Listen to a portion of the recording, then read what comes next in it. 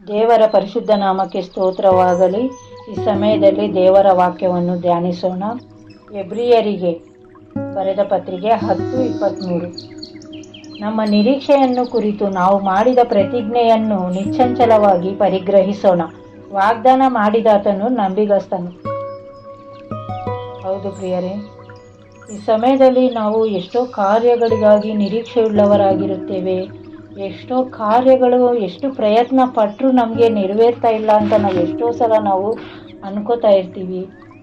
ಆದರೆ ನಾವು ತಾಳ್ಮೆಯಿಂದ ನಿರೀಕ್ಷೆಯಿಂದ ನಾವು ಪ್ರಾರ್ಥಿಸುವಾಗ ಪ್ರತಿಯೊಂದು ಕಾರ್ಯವೂ ನೆರವೇರುತ್ತದೆ.